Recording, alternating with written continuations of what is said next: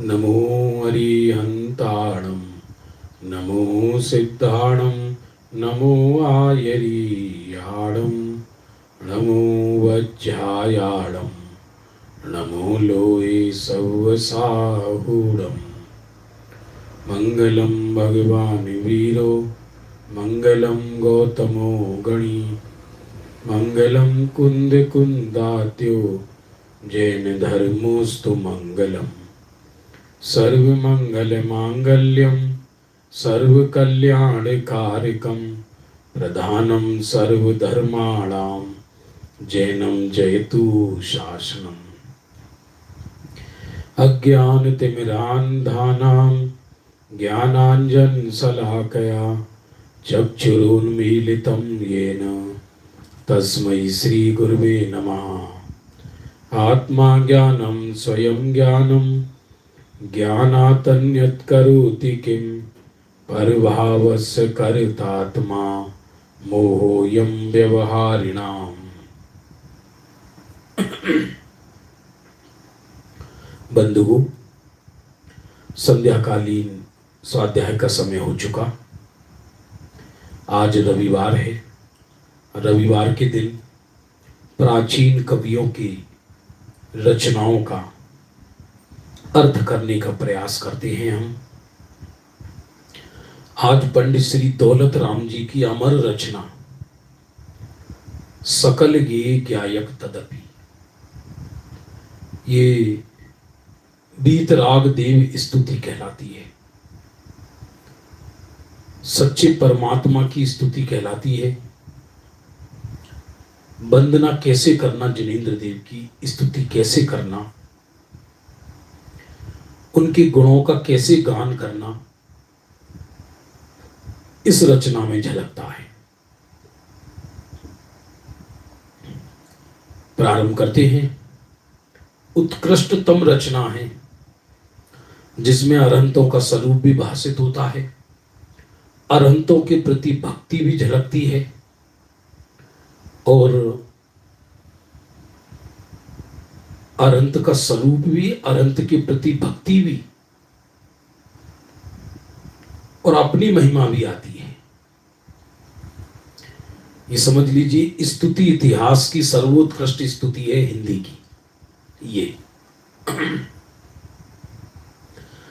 सकल गेय ज्ञायक तदपि निजानंद रसलीन, सकल गेय ज्ञायक तदपि निजानंद रसलीन, सो जिनेन्द्र जयवंत नित अरिरज रहस विहीन।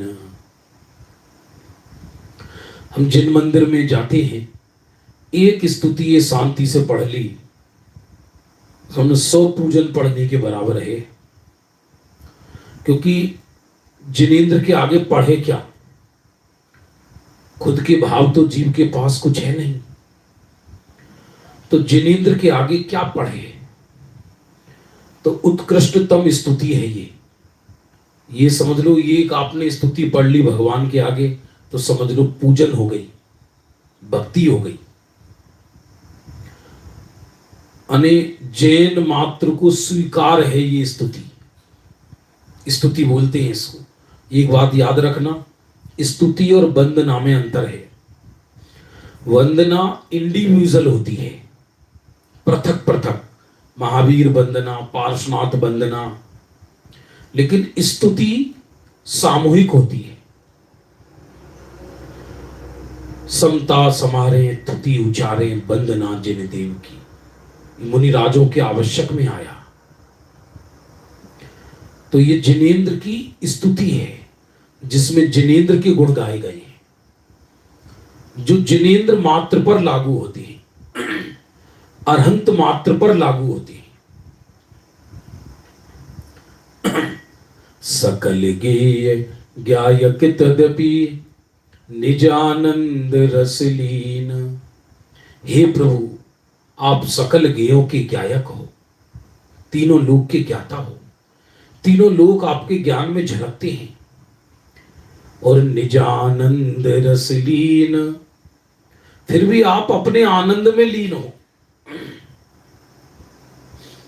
क्या झलक रहा है क्या नहीं झलक रहा आपको कोई मतलब नहीं है। तीनों लोक आपके ज्ञान में झलकते हैं, ये नियम है।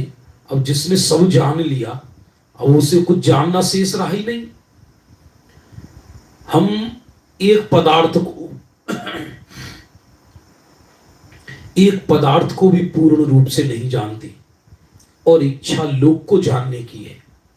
और जिनेंद्र प्रभु लोकालोक को जानते हैं, और इच्छा किसी को भी जानने की नहीं है, इच्छा ही नहीं है। सकल गेय ज्ञायक तदपि, सारे गेयों के ज्ञायक होने पर भी निज आनंद रस लीन, अपने आनंद के रस में लीन हो। सो जिनेंद्र जयवंत नित, ऐसे जिनेंद्र भगवान जयवंत वर्ते, भावना है ये। हम जो बोलते हैं ना जय जय हो, जिनेंद्र प्रभु की जय हो। सो जिनेंद्र जयवंत नित, जिनेंद्र भगवान सदा जयवंत वर्ते। और कैसे है वो जिनेंद्र? अरिरज रहस विहीन, अरि कहते हैं मोहिनी कर्म को, रज कहते हैं ज्ञानावरणी और दर्शनावरणी को, और रहस कहते हैं अंतराय कर्म को। तीन शब्द आए इसमें, अरि रज रहस विहीन। हे परमात्मा, आप अरि रज और रहस से रहित हैं। अरि माने मोहिनी कर्म, रज माने ज्ञानावरणी और दर्शनावरणी कर्म, और रहस माने अंतराय कर्म। ये इसके अंदर रहस्य है, ये इसके अंदर मर्म है। बहुत अद्भुत स्तुति, अकेले एक स्तुति का ये अर्थ भाषित हो जाए, ये एक स्तुति का अर्थ भाषित हो जाए तो समझना जिनेंद्र का स्वरूप ख्याल में आ गया। सकल गेय ज्ञायक तदपि, निजानंद रस लीन, सो जिनेंद्र जयवंत नित, अरिरज रहस विहीन। अब देखो कैसी सुंदर स्तुति करी है भगवान की, अजब गजब स्तुति की है। मिलकर पढ़ती है अपन। जय बीते राग विज्ञान पूर, जय मोहते मेरे को हरन सूर। जय बीते राग विज्ञान पूर, जय मोहते मेरे को हरन सूर। हे प्रभु, आप बीतराग विज्ञान से भरपूर हो। छह ढाला में बीतराग विज्ञान का अर्थ क्या है? केवल ज्ञान। आप बीतरागता 12वें गुण स्थान में प्रकट होती है, और विशेष ज्ञान 13वें गुण स्थान में प्रकट होता है। आप बीतराग और बीतराग विज्ञान दोनों से भरपूर हो। ये स्तुति है। ये रविवार है ना आज, तो प्राचीन कवियों की रचनाओं के अर्थ देखना, बहुत मर्म है उनमें। ज्ञानी कवियों की रचनाएं हैं ये। जय बीत राग विज्ञान पूर, जय मोहते मेरे को हरन सूर। हे भगवान, आप मोह रूपी अंधकार को नष्ट करने वाले हरन सूर माने सूरज के समान हो। जिनेंद्र देव की स्तुति वंदना करे और उसका अज्ञान अंधकार रह जाए, इसका अर्थ ये हुआ कि वो जिनेंद्र की स्तुति करना ही नहीं जानता।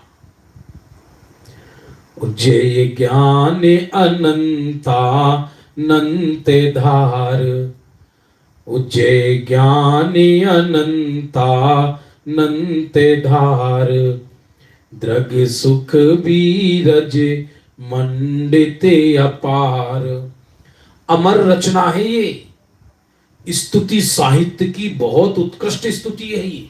हिंदी की बात कर रहा हूं मैं। हिंदी में सर्वोत्कृष्ट स्तुति है ये जिनेंद्र की।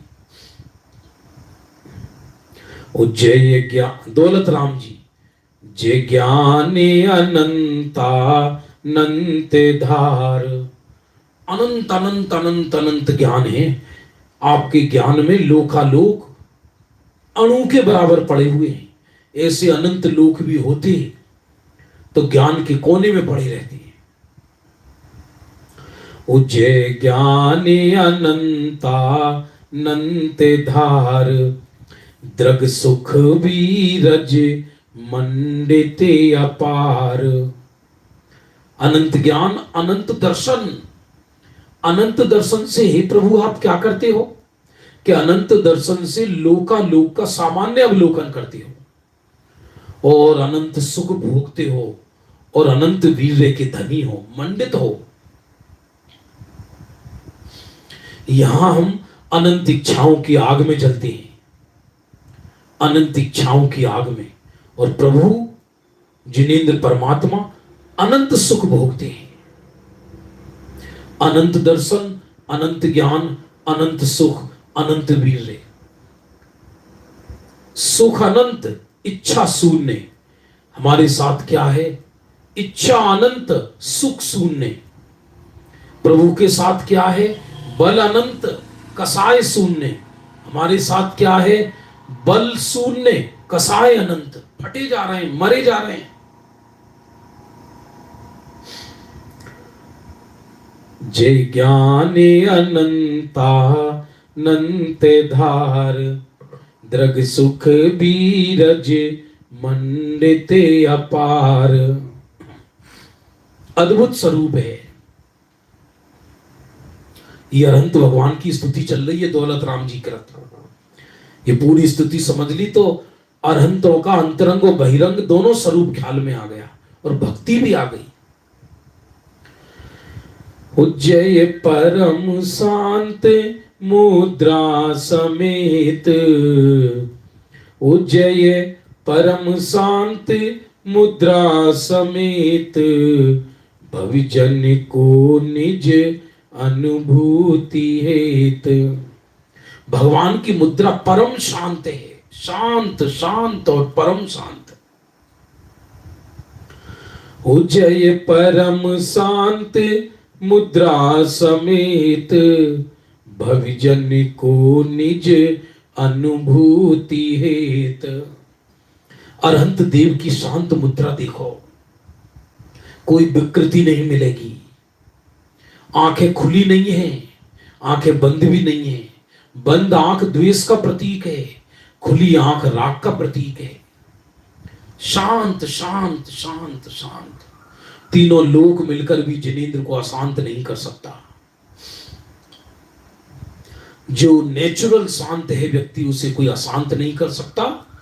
और अशांत व्यक्ति शांत रहने का ड्रामा करे तो उसे कोई शांत नहीं कर सकता। जिनेंद्र भगवान की मुद्रा परम शांत। मुद्रा देखने मात्र से भक्ति हो जाती, क्या बोले हम उनके आगे। और हमारे पास ऐसा बोलने लायक है क्या? ये तो दौलत राम जी जैसे उत्कृष्ट कवि हैं जो कुछ कह रहे हैं, हम क्या कहें भगवान को। अकेले जिनेंद्र की मुद्रा देखते रहो, उसी में पूजन भक्ति हो जाती है। पर हमें आदत है अधिक बोलने की, सुबह से शाम तक। अरे क्या सुना रहे हैं हम, उन हमारे वचनों में क्या दम है जो हम सुना रहे हैं भगवान को। अकेले देखते रहो।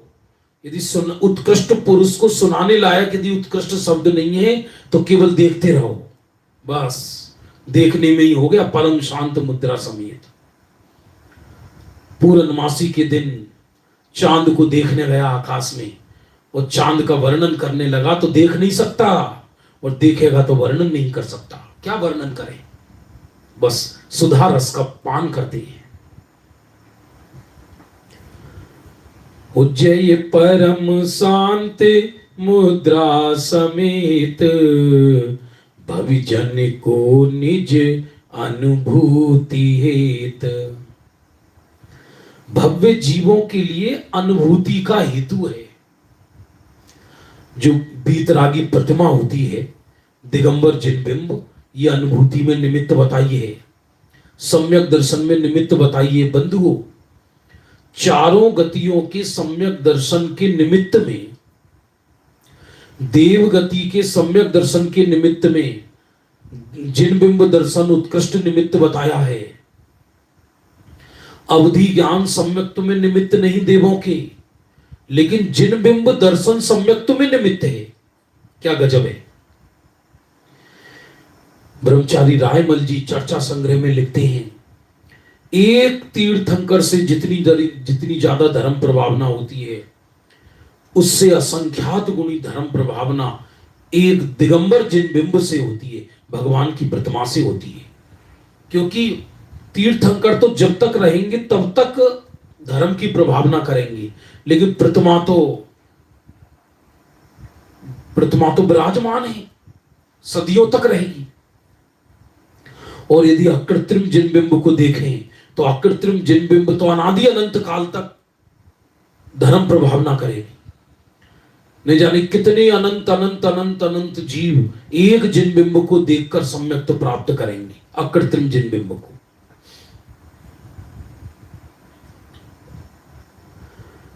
उज्जय परम शांत मुद्रा समेत, भविजन को निज अनुभूतियेत, भविभागन बच जोगे वसाये, तुम धुनि भय सुन विभ्रम नसाए।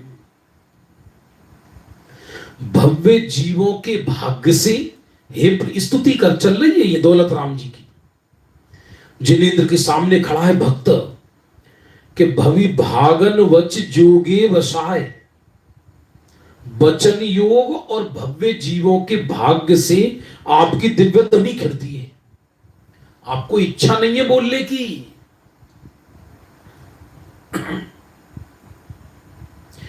भगवान बोलते बोलते नहीं है, बोलने में थकावट है।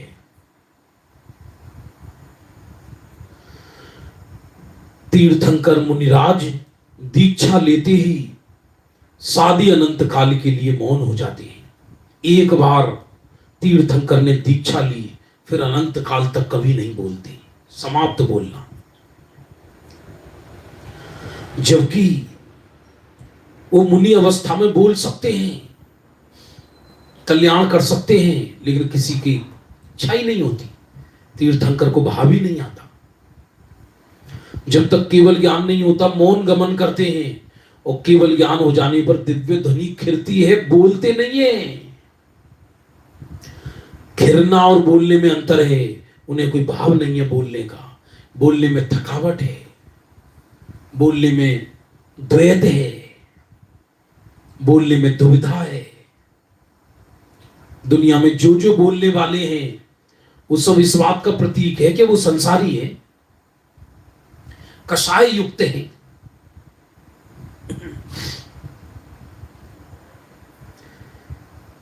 मुनिराज भी क्या, मुनिराज भी कहां बोलते, बहुत अल्प बोलते हैं। कोई बहुत मतलब कोई बहुत भाग्यवान जीव कोई आ गया तो मुनिराज ने कोई 4 शब्द बोल दिए।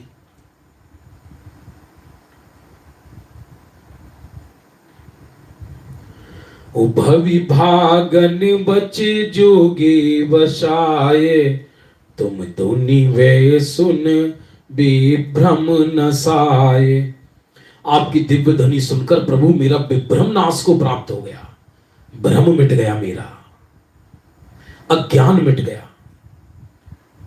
बंधु, उत्कृष्ट स्तुति है ये, अमर दौलत राम जी की अमर रचना। इसको साधारण मत मानना। जयपुर में तो ये अपने भागों में है, शायद भाग बीतराग विज्ञान में है शायद ये स्तुति का अर्थ। अरे तुम गुण चिंतत निज पर विवेक, 80 गाथा आ गई प्रवचन सार की। और तुम गुण चिंतत निज पर विवेक, प्रगटे बिगटे आपद अनेक। हे प्रभु, तुम्हारे गुणों का चिंतन करने से निज और पर का विवेक प्रकट हो जाता है। कैसे प्रकट हो जाता है? कि जब मैंने जिनेंद्र के प्रभु के गुणों का चिंतन किया तो मालूम पड़ा ऐसा ही मैं हूं। तो मुझे स्वपर भेद विज्ञान हो जाता है कि ये शुद्धात्मा मैं हूं, बाकी मैं नहीं हूं। अरे तुम गुण चिंतत निज पर विवेक, प्रगटे बिगटे आपद अनेक। प्रगटे बिगटे आपद अनेक। प्रगटे बिगटे निज, अब ये अर्थ करने की कला होनी चाहिए। तुम गुण चिंतत निज पर विवेक प्रगटे, निज और पर का विवेक प्रकट हो जाता है। और आपद अनेक बिगटे, अनेक आपत्तियां नाश को प्राप्त हो जाती हैं आपको देखने मात्र से, आपकी स्तुति करने से। अरे भाई, भगवान की स्तुति करने से आपदाएं कैसे चली जाएंगी, ये तो विचार कीजिए जरा। कि जब असाता का उदय आया, जब असाता का उदय आया तो ज्ञानी का चित्त असाता में नहीं रहता और कदाचित स्वरूप में ही नहीं रहा, तो जिनेंद्र की स्तुति करते हैं तो उस समय जो पापोदय है वो संक्रमित हो जाता है। इसलिए बड़ी से बड़ी आपदाएं विघटित हो जाती हैं, अपने आप चली जाती हैं। जो शैली भक्तामर में बताई, और कदाचित आ भी जाए आपदा तो आपके भगत को स्पर्श भी नहीं करती, उदय आकर चला गया, ध्यान ही नहीं, काई की आपदा। आपदा संपदा ये केवल मेंटली मानसिक चिंतन है, ना कोई आपदा है ना कोई संपदा है। सच पूछा जाए, कषाय उत्पन्न होना यही आपदा है और आत्मा के अनंत गुण यही संपदा है। अरे तुम गुण चिंतत निज पर विवेक, प्रगटे बिघटे आपद अनेक। तुम जग भूषण दूषण वियुक्त, सब महिमा युक्त विकल्प मुक्त। तुम जगत के भूषण हो। जगत में सर्वोत्कृष्ट कौन है? प्रभु आप ही हो। और दूषण वियुक्त, समस्त दोषों से रहित हो, इसलिए भूषण हो। आज व्यक्ति दोषों से युक्त रहकर भूषण बनना चाहता है। कसायों की आग में जलकर हम जगत का हार बनना चाहते हैं, जगत के भूषण बनना चाहते हैं। कैसे संभव है?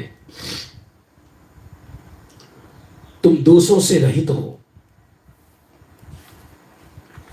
दोषों की चर्चा आएगी आगे इसके अंदर।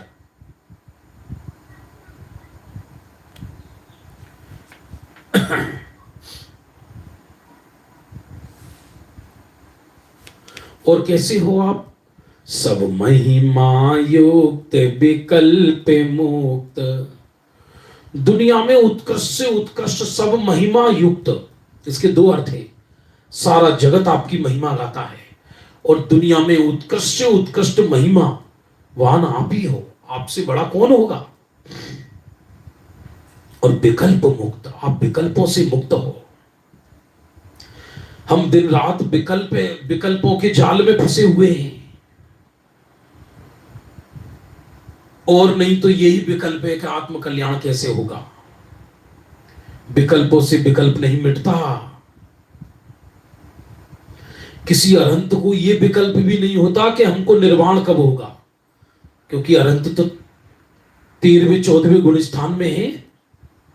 और ये जो स्तुति चल रही है मुख्यतया 13वें गुण स्थान वर्ती अरहंत प्रभु की स्तुति चल रही है। सीमंदर प्रभु अरहंत अवस्था में विराजमान है। अरहंत प्रभु, लेकिन उस सीमंदर भगवान को एक समय पहले निर्वाण जाने की इच्छा नहीं है, जा भी नहीं सकते। समस्त विकल्पों से मुक्त है। विकल्पी सो संसारी, निर्विकल्पी सो मुक्त। कोई विकल्प नहीं। अविरोध शुद्ध चेतन स्वरूप, परमात्म परम पावन अनूप। ऐसी स्तुति है, निहाल हो जाओ। कई लोग पूछते ना भगवान के आगे क्या बोले। अरे साहब बताओ भगवान के आगे क्या बोले, ये बोलो भगवान के आगे। ये अमर स्तुति है, वो भी कोई साधारण लत्था पुरुष ने नहीं लिखी। दौलत राम जी जिन्होंने 6 ढाला लिखी है, वो रचयिता है इस स्तुति की। अकेली एक ये स्तुति जीवन भर पढ़ते रहो भगवान के आगे तो पर्याप्त है। अविरोध शुद्ध चेतन स्वरूप, बिना विरोध के अबाधित आपका शुद्ध चेतन स्वरूप शुद्ध है। शुद्ध शुद्ध प्रकृष्ट शुद्ध।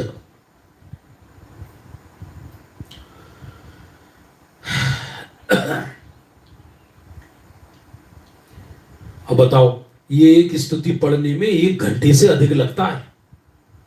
अकेला पढ़े फिर गुणगान करे, पढ़े गुणगान करे।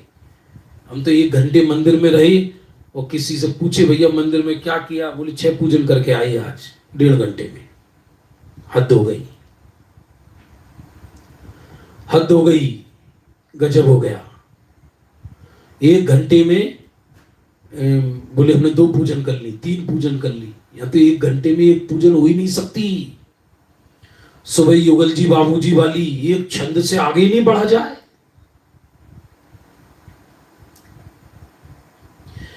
ये पंडित कैलाश चंद जी को बहुत पसंद थी स्तुति।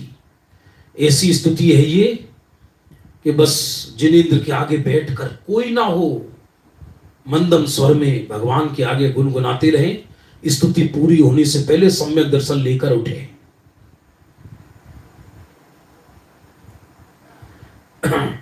अविरोध शुद्ध चेतन स्वरूप, माने अबाधित आपका स्वरूप शुद्ध चेतन है, प्रकृष्ट चेतन। अभी स्वप्न में भी कभी विभाव की शंका नहीं है। अरे परमात्म परम पावन अनूप, आप परम आत्मा हो और परम पावन हो, कहने के लिए नहीं, पारमार्थिक रूप से। अनूप, आपकी कोई उपमा नहीं दी जा सकती। याद रखना, जिसकी उपमा दी जाए वो व्यक्ति महान नहीं हुआ जगत में। समय सार में सिद्धों को अनुपम कहा क्योंकि वो आध्यात्मिक ग्रंथ है, और ये स्तुति चल रही है अरहंत की, तो इसमें अरहंतों को अनुपम कहा। आप अनुपम है प्रभु, आपकी उपमा किससे दे? जगत में ऐसा कोई पदार्थ ही नहीं है जिससे आपकी उपमा दी जा सके। अरे शुभ अशुभ विभाव अभाव कीन, स्वाभाविक परिणति में अछीन। आपने शुभ और अशुभ भावों का नाश किया। लो, ये स्तुति कितनी उत्कृष्ट स्तुति है जिसकी कल्पना नहीं कर सकते।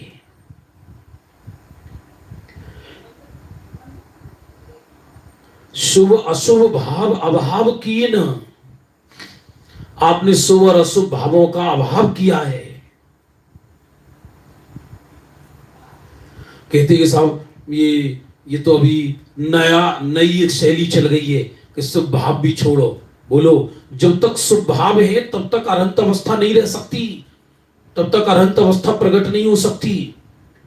शुभ भाव बताओ कौन से गुण स्थान तक रहते हैं? 10वें गुण स्थान तक। 12वें गुण स्थान में अशुभ भाव का तो सत्ता ही नहीं है। अशुभ भाव तो 6ठे गुण स्थान में ही समाप्त हो गए। मुनिराज के तो अशुभ की सत्ता नहीं है। हे प्रभु, आपने शुभ अशुभ भावों का अभाव किया। स्वाभाविक परिणति में अछीन, अब आपकी जो निर्मल परिणति है जिसका नाम भीत रखता है, अछीन, जो कभी छीण नहीं होगी, जो कभी नष्ट नहीं होगी, अब सादी अनंत काल तक बीत राखता चलती रहेगी।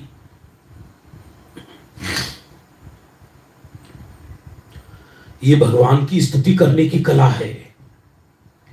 दरअसल ये तो बहुत साथ शांत व्यक्ति हो, समय हो, और जिनेंद्र के आगे कोई ना हो, अकेला बैठा हो, सामूहिक स्तुति पूजन वंदना आदि नहीं होती। कभी कभार कोई साल 2 साल में एक आध बार हो जाए कोई सामूहिक कार्यक्रम हो रहे हो तब, वरना तो जो अकेले में जिनेंद्र की भक्ति करने में मजा आएगा, उस समूह में कहाँ मजा आएगा। समूह में तो कृत्रिमता रहती है, समूह में नेचुरल पना नहीं रहता।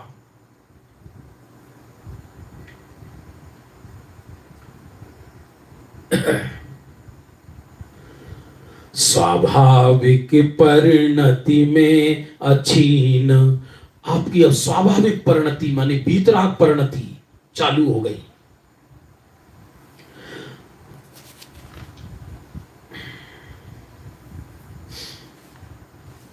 आगे क्या कहते हैं? अष्टादश दोष विमुक्त धीर, आप 18 दोषों से रहित हैं।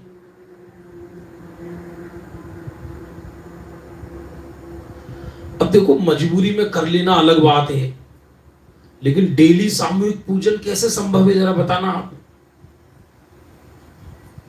कोई विशेष फंक्शन हो मंदिर में तो एक अलग बात है।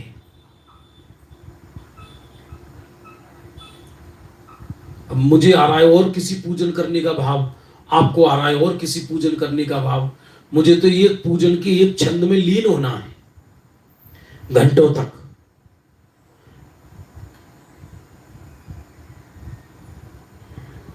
सामूहिक स्वाध्याय तो होते हैं क्योंकि मुनिराज करा रहे हैं और श्रोता सुन रहे हैं, सामूहिक पूजन भी होती है, ऐसा नहीं है, लेकिन जो रस अकेले में आनंद आता है उसका तो कोई जवाब ही नहीं है। अष्टादश दोष विमुक्त धीर, 18 दोषों से रहित। ये 18 दोष कौन कौन से हैं? आप में मोह नहीं है, आप में राग नहीं है, आप में द्वेष नहीं है, आप में विस्मयपना नहीं है, विस्मित नहीं होते आप किसी को देखकर, आप में चिंता नहीं है, आप में खेद नहीं है, आप में अरति नहीं है, आप में श्वेत पसीना नहीं है, आपकी छाया नहीं पड़ती, आपको भूख नहीं लगती, आपका जन्म नहीं है, आपका मरण नहीं है, आपको वृद्धावस्था नहीं आती।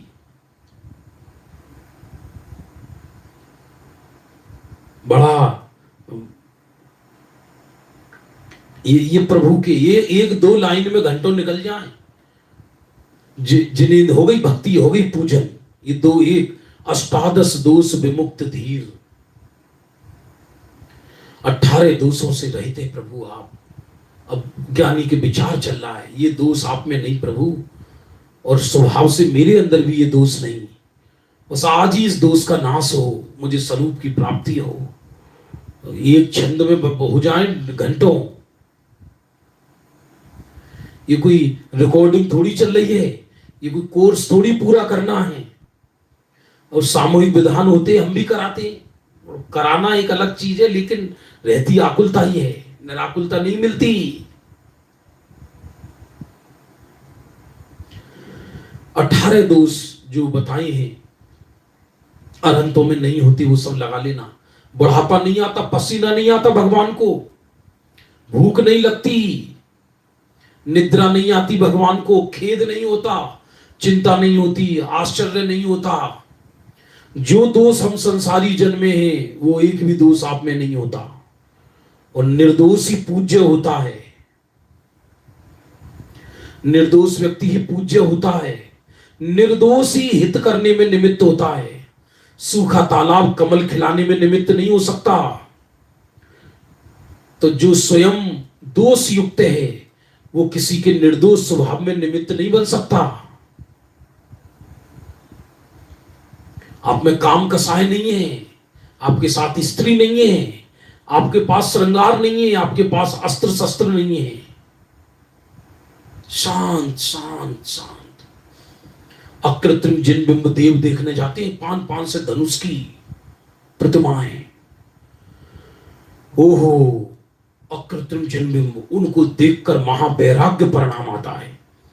टोडरमल जी ने मोक्ष मार्ग प्रकाशक में लिखा, मंदिर के भगवान और समवसरण के भगवान में केवल इतना अंतर है कि समवसरण के भगवान की दिव्य ध्वनि खिड़ती है और अकृत्रिम जिनाल्य की प्रतिमा की दिव्य ध्वनि नहीं खिड़ती। महावैराग परिणाम ठहराते हैं नंदीश्वर दीप के पूजन में। अब बड़ी समस्या है, कहें तो लोगों को बातें सही नहीं जमती, काल ऐसा आ गया है।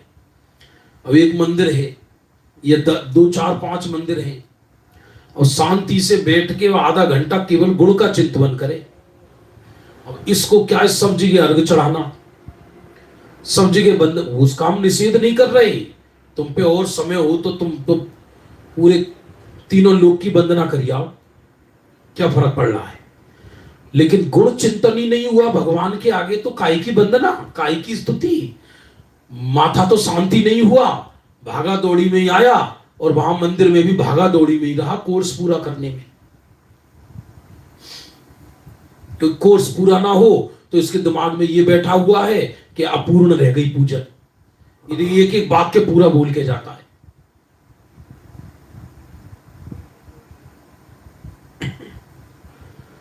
अष्टादश दोष विमुक्त धीर, सचतुष्टय में राजत गंभीर। अनंत चतुष्टय सहित धीर वीर महागंभीर रूप से आप विराजमान हो प्रभु। 100 इंद्र आपके समवसरण में विराजमान है, लेकिन आपको अभिमान नहीं है जरा भी।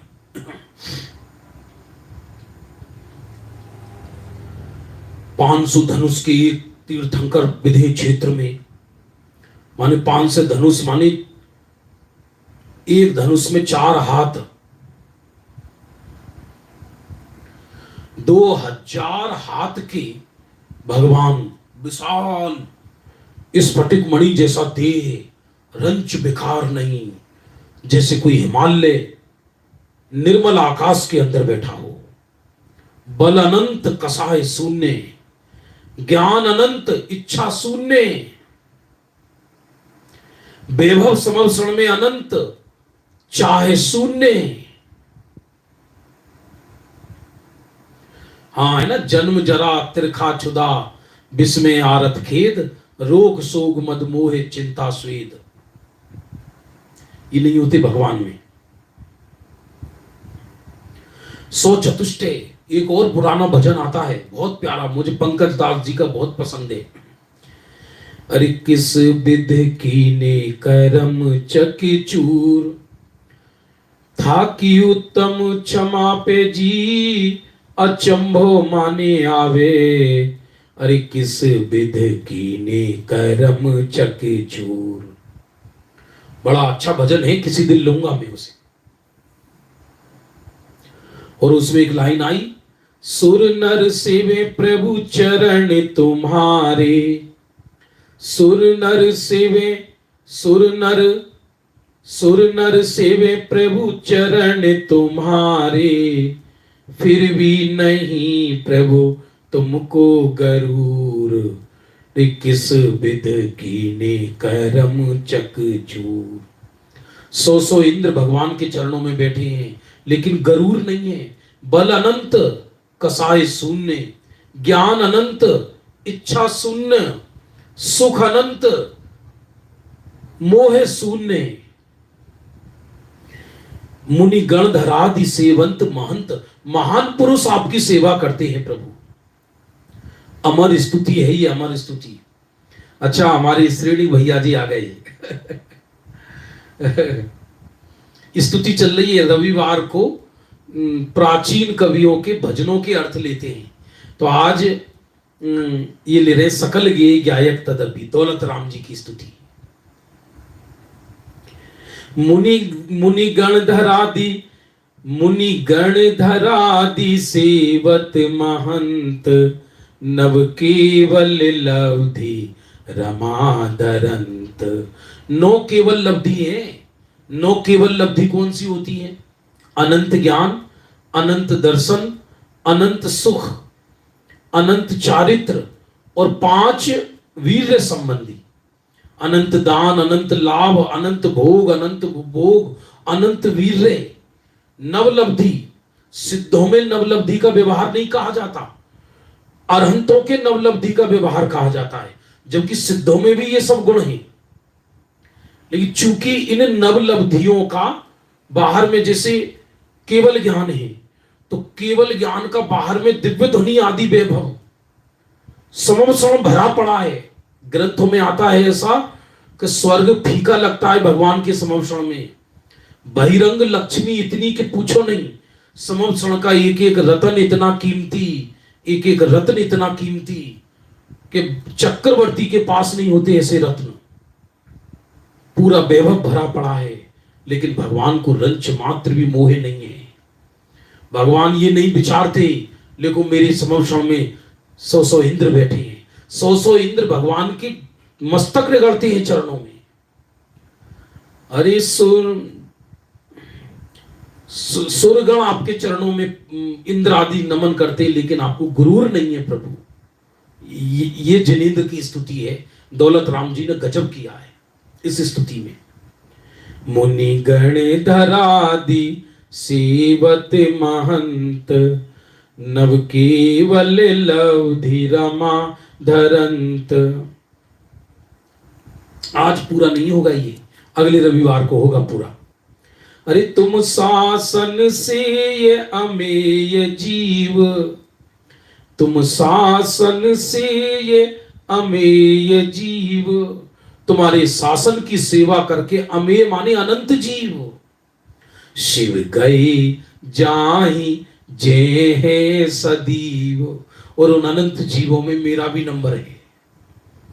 तुम शासन से ये अमेय जीव, तुम्हारे शासन। शासन का अर्थ क्या होता है? शासन का अर्थ है वस्तु स्वरूप। भगवान किसी पे शासन नहीं करते, वस्तु स्वरूप बताते हैं, वस्तु स्वरूप बताते हैं। तुम शासन से ये अमेय जीव, तुम्हारी शासन की सेवा करके अनंत जीव। याद रखना, जिनेंद्र कुल में सबसे बड़ा पाप क्या है कि जिनेंद्र कुल में जन्म लेकर जिनेंद्र पर संशय हो जाना, ये सबसे बड़ा पाप है। अन्य सारे पापों को गौण कर दो, वो क्षण के एक क्षण में चले जाएंगे। जैसे अंजन चोर के चले गई, क्षण नहीं लगती, चोरी करके भाग रहा, कहां जेल जाने की नौबत, वह केवल ज्ञान ले लिया मेरू पर्वत पे जाके। अब पुलिस वाले भी माथा दिगड़ेंगे जाकर, चलो अंजन चोर को पकड़ के लाते हैं, देख के आते कहां है, मालूम पड़े भगवान बने बैठे। ये सबसे बड़ा अपराध है। अन्य पापों को नष्ट होने में देर नहीं लगती, लेकिन जिनेंद्र शासन, जिनेंद्र कुल में जन्म लेकर ये मन में संशय पैदा हो जाना, अरे जो वस्तु स्वरूप जिनेंद्र ने कहा वो सत्य है या असत्य है। टोडरमल जी ने मोक्ष मार्ग प्रकाशक ग्रंथ में लिखा, जिनेंद्र भगवान ने जैसा मोक्ष का मार्ग बताया वैसा पालन करे और मोक्ष ना हो, ऐसा कभी संभव नहीं। नौवा अधिकार पुरुषार्थ से मोक्ष प्राप्ति, उसमें लिया है। अरे तुम शासन से ये अमेय जीव, शिव कहे जाहि जे है सदीव। अनंतों जीव मोक्ष गए, जा रहे हैं और जाएंगे, उसमें मैं भी हूं प्रभु, मैं भी हूं। भवसागर में दुख चार बार, इस संसार रूपी सागर में चार बार, बार माने पानी, जैसे लवण समुद्र में खारा पानी है, ऐसी संसार में दुखों का खारा पानी है। यदि संसार में सुख होता तो तीर्थंकर छोड़कर क्यों जाते? तो संसार दुखों से भरा हुआ एक खारा पानी है। तारन को और न आप टार, ये लाइन, एक एक लाइन गजब की है।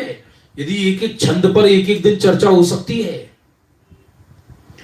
तारन को, उस भवसागर रूपी संसार रूपी खारे पानी में आप ही एक नाविक हो। याद रखना, यदि नाविक चुनने में गलती हो गई तो भवसागर में डूबना निश्चित है। जो स्वयं नहीं तिर रहा, जो स्वयं डूबा है, जो स्वयं राग द्वेष से ग्रसित है, जो ये स्वयं मोह से ग्रसित है, वो हमें कैसे तिराएगा? इसलिए प्रभु मुझे तो और कोई दूसरा तारणहार नजर नहीं आता, और कोई मुझे दूसरा तारणहार नजर नहीं आता। प्रभु ये स्तुति चल रही है उत्कृष्ट, इससे उत्कृष्ट स्तुति हो तो बता दो हिंदी साहित्य में। भगवान के आगे हो गई। भवसागर में दुख चार बार, तारन को और ना आप टार। तारने के आपके सिवा और कोई दूसरा नहीं है। 2 मिनट का एक छंद और ले रहे हैं, क्योंकि वरना अधूरा रह जाएगा विषय आज का। यह लख निज दुख गद हरण काज, तुम ही निमित्त कारण इलाज। यह लख कर, यह मैंने निर्णय किया कि आप ही तार सकते हो, आप ही मेरा दुख हरण कर सकते हो। उर्दू में एक कहावत है, जिसका दामन स्वयं गीला हो वो दूसरे के आंसू क्या पहुंचेगा। अब किसी को हम दुख सुनाने गए, वो अपनी दुख सुनाने लगा, तो हो गया काम, फंदा कट गया। तो सुखी व्यक्ति ही तो हमारे सुख में निमित्त होगा। ये निज दुख गद हरण काज, दुखों के समूह को आप ही हर सकते हो। प्रभु आप हर सकते हो, मानी जैसे मैं आपको देखता हूं तो मुझे मेरा स्वरूप ख्याल में आता है, तो मैं अपने अंदर समा जाता हूं, तो दुख उत्पन्न ही नहीं होता। ये विधि है दुख हरण करने की। कोई भगवान चीर की तरह दुखों को थोड़ी खींचते हैं, वो तो भीतरागी है। तुम ही निमित्त कारण इलाज, तुम ही निमित्त हो उत्कृष्ट। निमित्त कार्य करता नहीं है, लेकिन तिरने में, भवसागर तिरने में सच्चे देव शास्त्र गुरु के सिवा और कोई दूसरा नहीं है। उसमें लिखा पद्म नंदी पंच विशिष्टका में कि जो सच्चे देव पाकर भी कुगुरु कुदेव कुधर्म का सेवन करे, तो समझना 5 पापों से अनंत गुने, जो 5 पापों से जितना पाप अर्जित होता है उससे अनंत गुना पाप अर्जित होता है।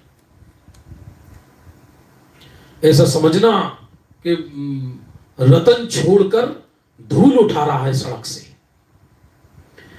जाने ताते में शरण आए, मैंने आज ये जान लिया प्रभु कि आप ही मेरे सच्चे तारक हो, इसलिए मैं आपकी शरण आया हूं। उचरो निज दुख जो चिर लहाए, इसलिए जो मैंने चिरकाल से दुख भोगे हैं वो आपके सामने कहे हैं।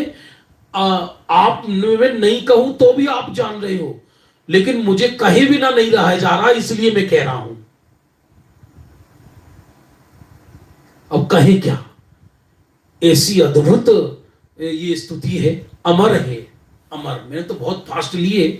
इसका आदि स्तुति का इस रविवार को अर्थ हुआ है, और आदि स्तुति का अगले रविवार को अर्थ होगा। इसका अमर स्तुति दौलत राम जी की। बस एक स्तुति पढ़ लो भगवान के आगे, हो गई। द्रव्य पूजन भी हो गई, भाव पूजन भी हो गई, स्तुति भी हो गई, सब हो गया। समझ लेना, प्रातः काल का समय यथावत है। सिद्ध पूजन का अर्थ चल रहा है, वो भी अमर पूजन है। निज वज्र पौरुष से प्रभु 8:30 से 9:15, अभी हमारा समय हो गया। जावाणी के ज्ञान ते सूझे लो कालो, सोवाणी मस्तक नमु सदा देती हूं दो, सदा देती हूं दो। बंधुओं, ऐसी मूल आचार्यों की, मूल कवियों की स्तुति हमें भगवान के आगे पढ़ना चाहिए। ब्रह्मचारी रायमल जी ने लिखी ये बात, मतलब ज्ञानी जीवों ने भगवान के आगे कैसी स्तुति की, उन वचनों को बोलने में बात ही अलग है, उनमें भाव ही अलग आता है।